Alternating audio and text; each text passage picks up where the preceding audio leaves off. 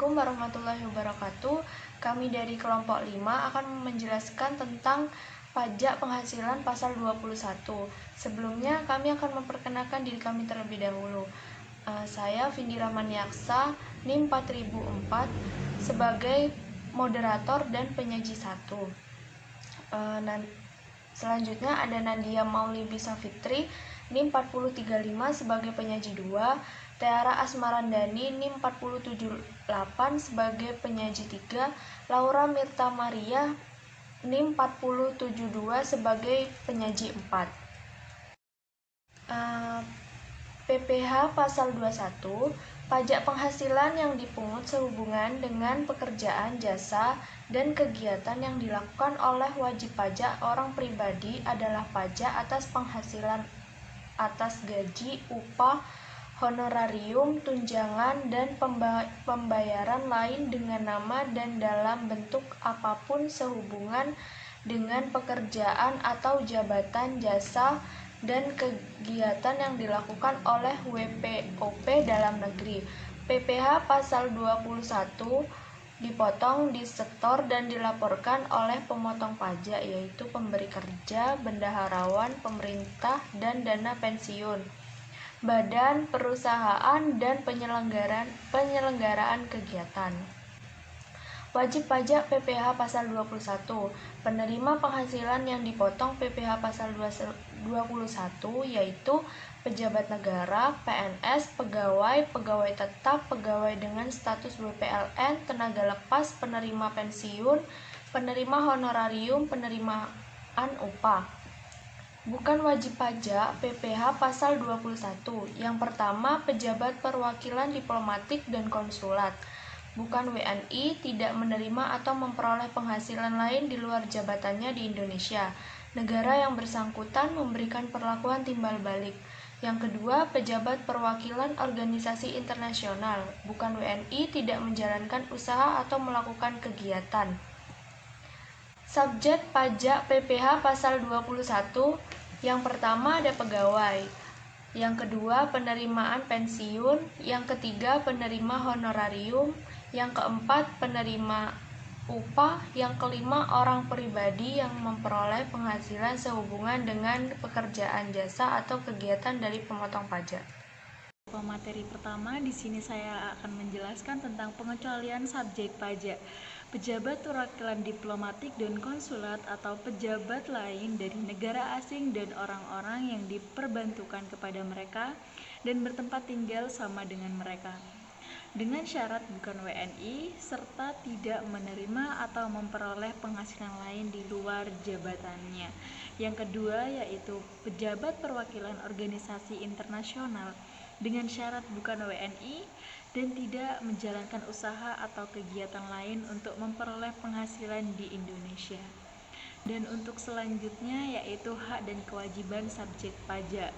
Yang pertama, pada saat mulai bekerja atau mulai pensiun, untuk mendapatkan pengurangan PTKP, penerima penghasilan harus menyerahkan surat pernyataan kepada pemotong pajak sebagaimana yang dimaksud dalam pasal 21 yang menyatakan jumlah tanggungan keluarga pada permulaan tahun takwin atau pada permulaan jadi subjek pajak DN. Untuk selanjutnya yaitu apabila WP menerima penghasilan dari pemberi kerja yang dikecualikan sebagai pemotong pajak, maka WP tersebut harus menghitung, menyetorkan, dan melaporkan sendiri dalam SPT atas penghasilan tersebut. Untuk yang ketiga, jumlah PPH Pasal 21 yang dipotong merupakan kredit pajak bagi penerima penghasilan yang dikenakan pemotongan untuk tahun pajak yang bersangkutan, kecuali PPH yang bersifat final. Selanjutnya yaitu objek pajak PPH Pasal 21. Penghasilan yang diterima atau yang diperoleh pegawai atau penerima pensiun secara teratur berupa gaji, uang pensiun bulanan, upah, honorium, atau tunjangan. Yang kedua yaitu penghasilan yang diterima atau diperoleh oleh pegawai atau penerima pensiun secara tidak teratur berupa jasa produksi, tantim, THR, gratifikasi bonus. Untuk yang ketiga yaitu upah harian, upah borongan, upah satuan, upah borongan yang diterima tenaga kerja lepas. Yang keempat, uang tembusan pensiun, uang THT, uang pesangon sehubungan dengan PHK. Yang kelima, yaitu gaji kehormatan, tunjangan lain yang terkait dengan gaji atau honorium yang bersifat tidak tetap yang diterima oleh PNS. Yang keenam, penerimaan dalam bentuk natura dan kenikmatan lainnya yang diberikan oleh bukan WP selain pemerintah atau WP yang dikenakan PPh final dan yang dikenakan berdasarkan norma perhitungan khusus atau deemed profit. Yang ketujuh, honorium, uang saku, hadiah penghargaan, komisi beasiswa, dan pembayaran lain sebagai imbalan sehubungan dengan pekerjaan atau jasa. Saya akan menjelaskan tentang pengecualian objek pajak PPh pasal 21. Yang pertama, pembayaran asuransi dari perusahaan asuransi kesehatan, asuransi jiwa, dan asuransi dwiguna. Yang kedua, penerimaan dalam bentuk natura atau kenikmatan kecuali penghasilan yang dipotong PPh pasal 21, termasuk penerimaan dalam bentuk natura atau kenikmatan yang diberikan oleh bukan WP atau WP yang dikenakan PPh final. Yang ketiga, iuran pensiun dan iuran jaminan hari tua yang dibayar oleh pemberi kerja. Yang keempat, penerimaan dalam bentuk natura atau kenikmatan yang diberikan oleh pemerintah. Yang kelima, kenikmatan berupa pajak yang ditanggung pemerintah. Yang keenam, zakat yang diterima oleh OP yang berhak dari badan atau lembaga amil zakat yang dibentuk atau disahkan oleh pemerintah. Selanjutnya ada pemotong PPh pasal 21. Yang pertama, pemberi kerja yang membayar gaji, upah, honorarium, tunjangan sehubungan dengan pekerjaan atau jasa yang dilakukan oleh pegawai atau bukan pegawai. Yang kedua, bendaharawan pemerintah yang membayar gaji, upah, honorarium, tunjangan sehubungan dengan pekerjaan atau jabatan jasa dan kegiatan. Yang ketiga, dana pensiun, badan penyelenggaraan jam sostek dan badan lain yang membayar uang pensiun dan THT atau jaminan hari tua. Yang keempat, perusahaan badan BUT yang membayar honorarium sebagai imbalan sehubungan dengan kegiatan dan jasa, termasuk jasa tenaga ahli dengan status WPDN yang melakukan pekerjaan bebas. Yang kelima, pers badan BUT yang membayar honorarium sebagai imbalan sehubungan dengan kegiatan dan jasa yang dilakukan oleh OP dengan status WPLN. Yang keenam, yayasan lembaga kepanitiaan asosiasi sebagai pembayar gaji, upah sehubungan dengan pekerjaan, jasa kegiatan yang dilakukan OP. Yang ketujuh, perusahaan badan BUT yang membayarkan honorarium atau imbalan lain kepada peserta pendidikan pelatihan dan pemagangan. Yang kedelapan, penyelenggaraan kegiatan termasuk badan pemerintah, organisasi, termasuk organisasi internal, perkumpulan OP, serta lembaga lainnya yang melakukan kegiatan yang membayarkan honorarium, hadiah, atau penghargaan dalam bentuk apapun kepada WPOPDN berkenaan suatu kegiatan. Selanjutnya ada hak dan kewajiban pemotongan pajak pasal PPh pasal 21. Kewajiban pemotongan pajak: yang pertama, mendaftarkan diri. Yang kedua, menghitung, memotong dan menyetorkan pajak. Yang ketiga, menghitung kembali PPh pasal 21 yang terutang. Yang keempat, mengisi dan menandatangani dan menyampaikan SPT. Selanjutnya, tarif PPh pasal 21. Tarif pajak yang digunakan sebagai tarif pemotongan atas penghasilan yang terutang pasal PPh 21 yaitu tarif pajak pasal 17 UU PPh. Besarnya tarif pajak PPh pasal 21 yang diterapkan terhadap WP yang tidak memiliki NPWP menjadi lebih tinggi 20% dari tarif yang ditetapkan terhadap WP yang mempunyai NPWP.